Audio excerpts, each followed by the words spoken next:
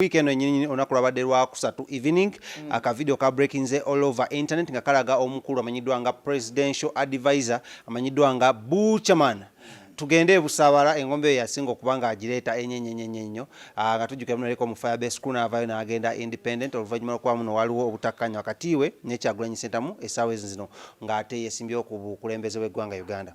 Ka video kano kaddemu okutulugunyizibwa okubonyaabonyezebwa n'okubaamu okuvoola gye twandise violence abamu bagisena mob justice kubanga si eka agambibwa okuba muno yakubye wabula n'abantu byabadde nabo kigambibwa okubanga yakoze eki nabo bakubye omukulu ono amanyiddwa nga Rocky Giant is one of the legends we believe eranga yebumu kubateeka ettabi eddene nnyo ku si legend tutandikirawo kale Rocky Giant, who is Rocky Giant to you? Rocky Giant abayimbi abayimba edda abayimbi abayimba ki edda olwokuba wayimba dda tekitegeeza nti oli legend tunaba ne ba legend bameka legend mwakimalamu value.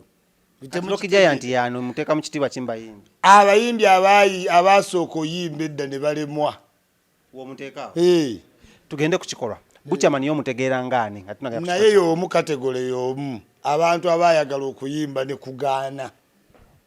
Buchaman yayimba ennyimba ziriwa yabakinga Bob Wine lwaki temunjagala ayina nyingi awo olaba oli muto naye tozimanyi talina nnyimba ayina ki yabeera mu kuluza abayimbi omanyi waliwo kye tuyita sense of belonging eriyo Island bantu bameka bomanyi mu iyo Island esawa zino kuva edda towulira kigambo ekyo nga kinene kyagayagayo naye nga ani wali iyo Island kitegeeza kikamiliyoni ogu naye bantu bameka bowulidde nga beeteka ku kintu it is a sense of belonging kati bantu bangi abageza ku kintu ne batayitamu kati Rocky Giant, Michael Rossi, Simanyani abo bonna bajja okuyitamu kyali unfortunate because tezaali nsonga zaabwe party 1 industry yali ekula bukuzi 2 abantu nga bagetinga just okitegeera 3 sente zakajja okukola ki okubeeramu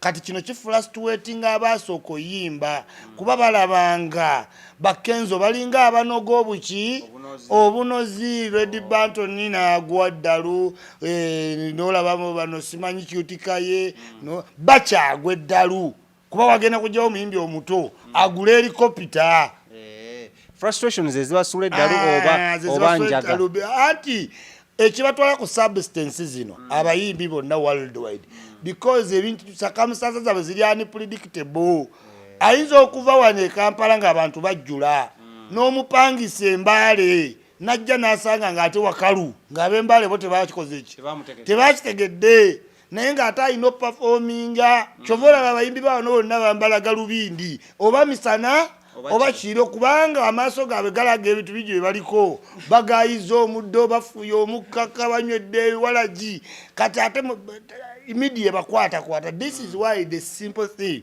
era mu showbiz ekyakozesa ezo glasses zolaba bapafudadi babakolera ezo kubanga abayimbi mu America babeera ku cocaine ate nga buli saa waliwo media kati aba designer bakola ze bayita designer shades ng'ebalansinga ne bwoba oli kiro n'oli misana such that we bakuwa ebifaananyi toluzinga kya stardom kati n'aba wano ne bazikoppa ate bo bakirungi balina za holding oba tomulabira ddala okibuulira omuyimbi kyalina za holding bonna nze bayimbi balaba nze sibalaba n'omulaba ati no president simanyi Waikibenda ayogera nga galubindi zezimu simanyi Kabako simanyi bonna zezimu bano be mu pizza ke za holding those are not designer shades. How do you differentiate between designer shades nezo zoga izawo anti nze nzimanyi kalera ezo designer tikati omuntu wabanga ayambadde Gucci shades Ray-Bans ayambadde kalera ntegere zino designer shades bazikola za camera pictures yes naye oba oyambadde nga za zino black mu ntegere za holding tugende ku kikolwa ekyadde mu kavidiyo yako okutulugunya omuyimbi ng'omuyimbi mune yamutulugunya gwenga gwe Ismail tekiri mu fomu y'abayimbi abo tebali mu kategole y'abayimbi kyegambye tagambi kati abayimbi bafunye obuzibu ekikolwa ky'abayaaye kyagendeddemu erinnya lyaki ly'abayimbi bali si bayimbi bayimbawa So you're categorizing them as bayaye? Yes, because n'ekikubya oli kirala nnyo ku mmwe kyemukola ki kyemulowooza. Tamukubira luyimba, tamukubira ki. No, ensi yabakuba ne bafuneyo gye bali gye beebiriivingiramu n'amannya gaabwe. Era owulira bukyagamba bakomanda be bakoze eki kagamba alina literally mu bwongo bwe gavumenti ki eyiye oli ghetto president anti approaching 40 always ofunayo ekintu kyeweetaaginga either ofuuka munaddiini either ofuuka mwagazi w'emizannyo ng'otraining obwana you know kati okyali muto wonooba onooteroweza emyaka 4 you will define yourself Smith to something atwagamba Smith omulabiraawo naye ayina eddiini gundi okuva bamuta mu kkomera muntu wa Katonda. The age 40 changes everything, even women. Watu wa ku 40 olaba nga mukazi akyusa oba yali muki bad black omulaba atandise okukola ebintu ebijja mu myaka ejo. Zali yawezezza naye nga yitabikola. Zali agenda bikola okyamulaba nga akola ebintu ebirekelesi. Abaana bakuze ne video tape ze yazannya kati alina osasula ziveeyo.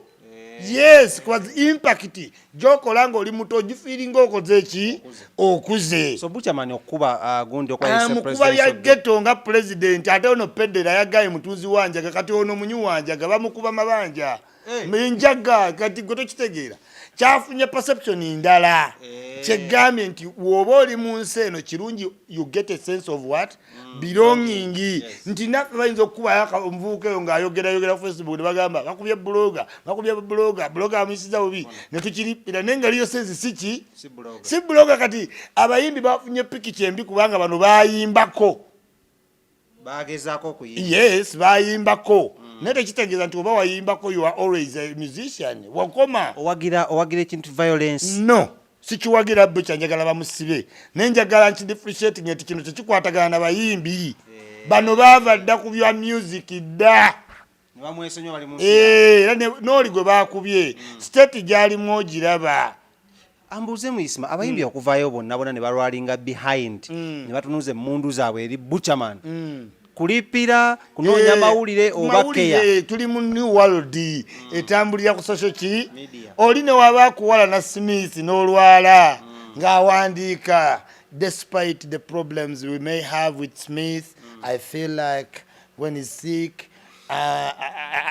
alimba kati ayagala aplayinga ku bantu ennaku zo everyone feeds on what the other parasites bw'olwala ayina otteekawo statement baleme mutwala nti ki. So are you saying muno abayimbi bana basigadde Benda Shiba they are parasiting on Rocky Giant? Kuba kati olaba video ya Shira Gashumba ku Instagram views zeyina kweyo gundi naye nga Buchaman akukakasa nti bino ebintu mu ghetto gye biri mu Iraq ne mu Lion Island ne mu Good Life ne byonna abayimbi bonna babikola gezo okole ensobi era bakwata ntandaalo ntandalo bagiyita komanda bamuleete radio yabiina kamiliyoni yabiina ng'abazikiriza yes mubbi wanje agabbye enjaga ya president omenya Iraq in ghetto status otegera point yange biri mulanka mu ghetto. So Buchaman was right kyogezako kati olaba omusajja ono gwe bayita LC5 werwengo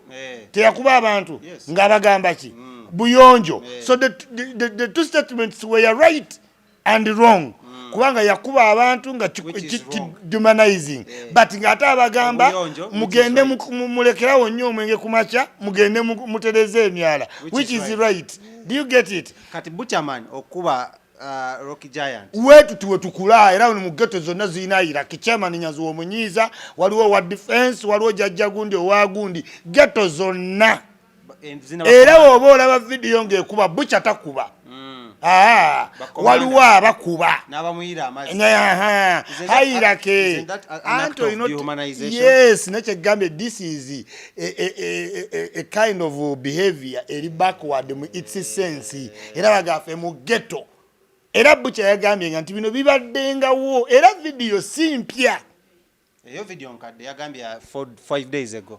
Video sichi simpya n'olwensonga eyo kino kyalidde abayimbi ate nabo ne bakibuukira kubanga kyabadde kibakola ki kibakolera ne babanya nti katulina victimizinga kakabbu kyafutalole ne mu music ani akatya buli muyimbi yakkatidde nga wakola ki wasobola but nga ye Buchaman balina omukwata bamulage nti ekyo kikolwa kibi nnyo to dehumanize somebody naye nga ekyo olwadde nti singa kamera teyabalaze bino bibaayo nnyo. Let's explore other solutions ezandibaddewo oza singa Buchaman nga president wa ghetto moso presidential advisor w'eggwanga Uganda ku nsonga za ghetto bamuletedde omukulu Rocky Giant oza other solutions and exploring zandibadde ki? Era zandibadde nti tebyawukana nnyo wano mu Africa tetunatuuka ku level ya decency nti muno tomuyisaamu tokosa bubi power kati era Buchereki era wandibadde wamukuba muki MP kubanga era waliwo nekyali wange gwe badipootinga dda myaka emeka n'asiraanira eyo kati oyo naye yamukubye era nga Bucha agamba kyali wange yajja n'amukuba mu ku luyi because oluyi is something small like modern world kinene naye ku bo it is normal nga wonoolaba nti waliyo omuntu mu byalo atakimanyi nti okuba ente kibi ne kati mu modern farming tetukuba ki bisolo naye mukyalo waliwo atakimanyi ng'ate gyako mujjukuba emigo gyanyumirwa you get